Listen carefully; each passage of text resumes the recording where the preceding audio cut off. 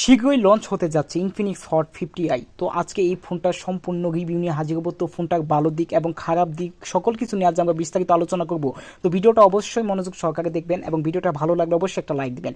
তো Infinix 50i ফোনের সম্ভাব্য স্পেসিফিকেশন সকল কিছু আজ আমরা দেখাচ্ছি। তো প্রথমে ফোনের ডিসপ্লে লিক অনুযায়ী আপকামিং ইনফিনিক্স হট 50i ফোনে 6.7 ইঞ্চির IPS LCD ডিসপ্লে দেওয়া হয়েছে।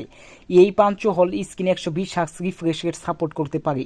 এই ফোনে ডাইনামিক বার এবং অলওয়েজ অন ডিসপ্লে থাকতে পারে বলে জানা গেছে। প্রসেসিংয়ের জন্য এই ফোনে 12 ন্যানোমিটার প্রসেসর তৈরি মিডিয়াটেক হিলিকো G81 চিপসেট হতে পারে। এবং এই ফোনের স্টোরেজ, এই ফোনে 4GB র্যাম এবং 4GB ভ্যারিয়েন্টাল র্যাম যুক্ত হতে পারে, অর্থাৎ এই ফোনে মোট 8GB র্যাম এবং পারফরমেন্স পাওয়া যাবে বলে জানা গেছে। একই সঙ্গে এই ফোনে 256GB পর্যন্ত ইন্টারন্যাশনাল স্টোরেজ দেওয়া হতে পারে। এবং ক্যামেরা, ইনফিনিক্স হট 50i ফোনের 48 মেগাপিক্সেল প্রাইমারি বিয়ার ক্যামেরা যুক্ত হতে পারে। একইভাবে সেলফি ও ভিডিও কলের জন্য এই ফোনে 8 মেগাপিক্সেল ফ্রন্ট ক্যামেরা থাকবে বলে জানা গেছে। ব্যাটারি পাওয়ার ব্যাকআপের জন্য এই ফোনে 48 ফাস্ট ওয়াট চার্জিং সাপোর্টেড 5000 এমপিআর ব্যাটারি থাকতে পারে। ইনফিনিক্স হট 50i ফোনটিতে অ্যান্ড্রয়েড ভার্সন 14 এবং XOS সহ পেশ করা হয়েছে এবং অন্যান্য। এই ফোনে 48 মাস ফ্লুইড পারফরমেন্স, সুন্দর এবং অডিও এক্সপিরিয়েন্সের জন্য 300% আল্ট্রা ভলিউম সহ ডুয়েল স্পিকার থাকতে পারে।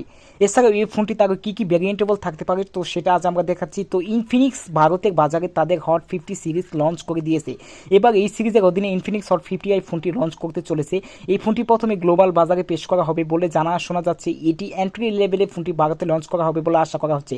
এই ফোনটি লঞ্চের আগে ফোনটির স্পেসিফিকেশন এবং টিজার পোস্টার ছবি প্রকাশ্যে এসে গেছে। তো হ্যালো এভরিওয়ান, এই ফোনটির আজকে এটাই ছিল সম্পূর্ণ রিভিউ। তো পরবর্তী যে কোনো ফোন রিভিউ ভিডিও পেতে অবশ্যই আমাদের চ্যানেলটি সাবস্ক্রাইব করবেন এবং ভিডিওটা ভালো লাগলে অবশ্যই একটা লাইক দিবেন। তো হ্যালো এভরিওয়ান, আজকে ভিডিওটা এখানে শেষ করছি। আল্লাহ হাফেজ।